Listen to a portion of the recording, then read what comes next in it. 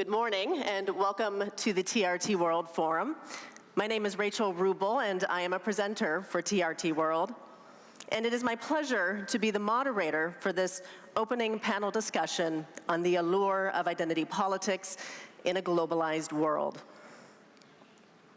Identity politics is defined as people of a particular racial, religious, ethnic, sexual, social, cultural, or other identity forming exclusive political alliances with members of their same group and moving away from traditional, wide-ranging party politics.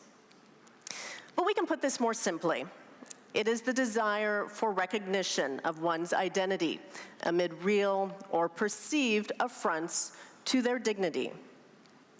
This need for dignity and recognition sparked the civil rights movement in the 1950s and 60s, with the struggle for social justice, for Black Americans to gain equal rights under the law in the United States. The Me Too movement against sexual harassment and assault, with women around the world demanding to be treated with dignity and respect. This demand for dignity and respect is what led Mohamed Bouazizi, a Tunisian street vendor, to set himself alight in December of 2010 after being harassed by police, becoming the catalyst for the Tunisian revolution and ushering in the Arab Spring. But we've also seen a weaponization of identity politics.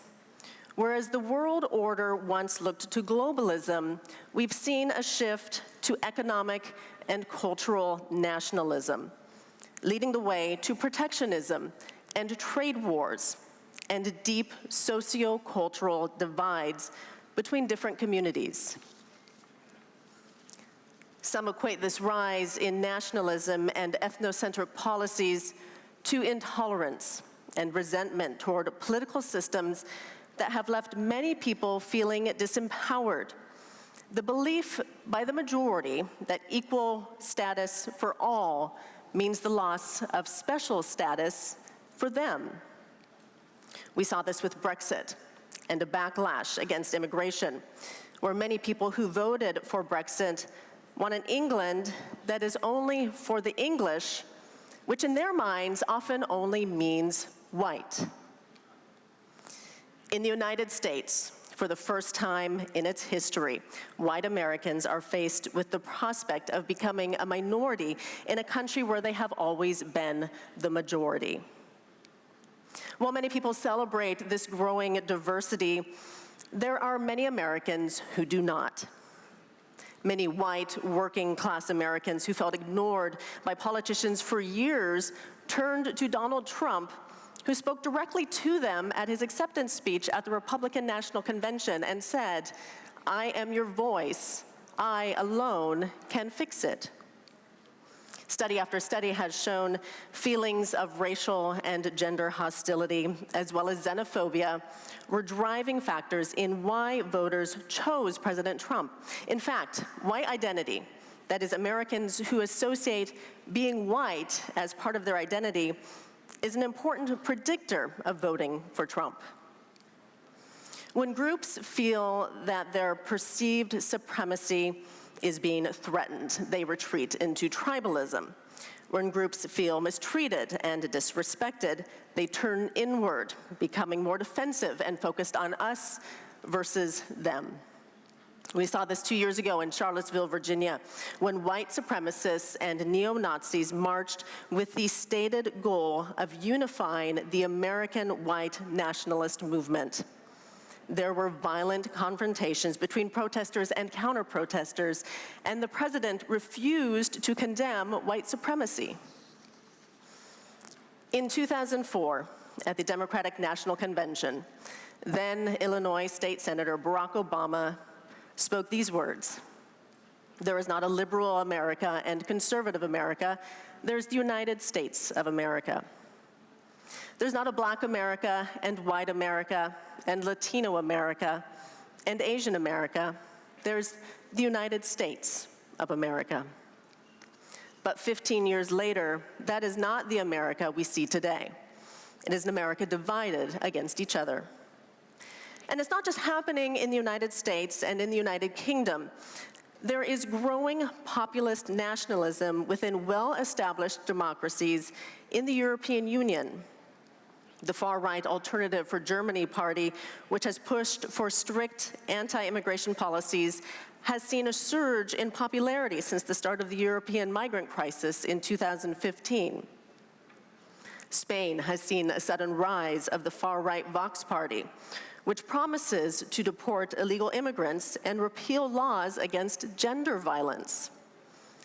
In France, Marine Le Pen, who led the far-right National Front Party, is opposed to the euro and blames the EU for mass immigration. Far-right politics are gaining ground elsewhere in Europe, in Austria, Sweden, Finland, Estonia, and the list goes on. Today we'll be talking about these issues and why we're seeing a resurgence now. But before we begin our panel discussion, I'd like to introduce our keynote speaker on this issue. Mr. Anwar Ibrahim is the leader of Malaysia's ruling Pakatan Harapan Coalition, president of the People's Justice Party, and is expected to lead the country as its 8th prime minister. He served as Deputy Prime Minister from 1993 until 1998, and Finance Minister from 1991 until 1998. For his principled stance on issues of justice and the rule of law, he has spent over 10 of the past 20 years in solitary confinement as a prisoner of conscience. During this time, he's also written and lectured extensively on topics including good governance, human rights, and political reform, and has held teaching positions at Oxford, Johns Hopkins, and Georgetown universities. Please welcome Mr. Anwar Ibrahim.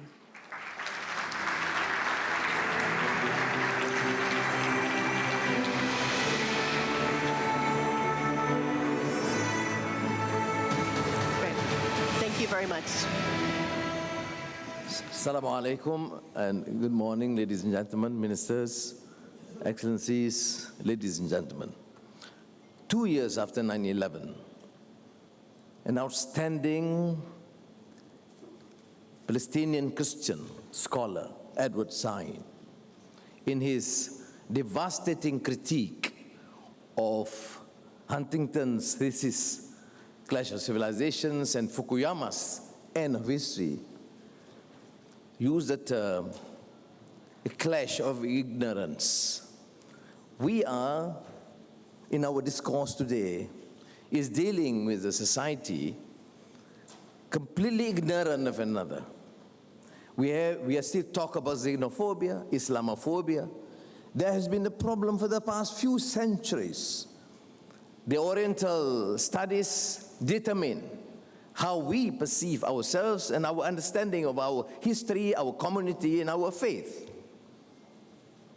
And it is therefore pertinent to my mind to use this occasion to continue this rapport and dialogue. There must be an attempt, a serious attempt to understand and appreciate what T.S. Eliot in Bert Norton talks about or referred to distracted from distraction by distraction. Minister propounded the problem, the case for Turkey in Syria as an example.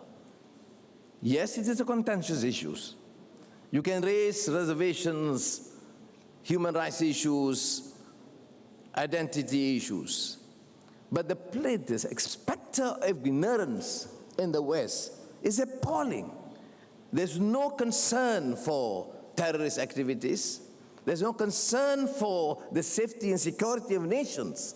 It's just pure prejudice and pure rhetoric based on utter ignorance. Now, I'm using the term ignorance here, not necessarily in terms of not knowing, but no attempt to appreciate the difference. It's always a classic case that we Muslims, when we talk about differences of religions and identities, the Quranic thesis is لِتَعَارَفُوا, is to appreciate and understanding, not only tolerating one another. So it is therefore pertinent in our case to continue this dialogue and debate, that not only do we need the West to understand us, but we too to understand that the West, or United States of America in particular, is not homogeneous. There are trends, there are friends, there are people who are prepared to articulate this vision. Edward Said, as I referred to, is an American, so is T.S. Eliot. But we have to take a bolder move, and I must commend the initiative taken by TRT in this forum. Ladies and gentlemen, we understand the limitations of globalization. The mere notion of globalization as introduced by the West is fundamentally flawed. You are here at the seat of the Ottoman Empire, and I represent a country, the seat of the Malacca Sultanate, cosmopolitan, international, and globalized. And of course, you have India and China, and the experience of Africa and Latin America. So globalization is not a new invention introduced by the West. It is an experience, and you look at historical antecedents, it has appeared in the past. But the failure to articulate this vision and the condescending approach to politics and governance has led us to the state of despair and conflict. But my second position here is the issues confronted by we, particularly the developing world and Muslim countries. There's also a major flaw in terms of deficit in democracy, poor governance, endemic corruption, and grinding poverty, other than inequality. It's no longer an issue of unbridled capitalism in the West, but is also an issue confronted by our societies. So the issue, therefore, must be handled by these societies themselves. It is not, clearly not our position to merely cast aspersions against the other, because then you do that, then we repeat what Edward Said referred to in Orientalism, the we and the other. It is not the opposite contradiction of the clash of civilization. Because one takes a strong position which is Islamophobic, and the other takes an extreme position against what is West and what is non-Muslim. So therefore, the challenge is both of our parties to articulate a new vision. And I must commend this effort and all efforts. We have recently, in the last many years, President Erdogan's initiative on Alliance of Civilization, a commendable effort, but not really endorsed and supported by many countries in the West. And to the score, even countries in the East, including Muslim countries. Because when you have poor governance, when you have an issue of legitimacy of governments in question, it is difficult for them to then articulate a vision that represents the conscience of the majority of their people. I come from Malaysia, a multi-ethnic, multi-religious country. Majority Muslim, but a very significant minority, Buddhists, Hindus, Christians, enemies. This is a challenge. But still the fundamental issue is governance, is justice, is bread and butter issues. Whether we can ensure that every single citizen is given her or his right as a citizen. Whether we can provide good education, health, and whether we can ensure that we can elect a legitimate government to represent the voices of conscience and the majority of their people. The failure would be as a result of arrogance of power, condescending towards its own citizenry, endemic corruption, which has, unfortunately, adversely affected our country in the past. There's an attempt to continue what we call Islah Mastata, the attempt to reform to the best of our ability. And we will continue this drive as part of preserving an identity which is legitimate, at the same time work in collaboration with all communities, with religious denominations, and all societies. Thank you. Assalamu alaikum.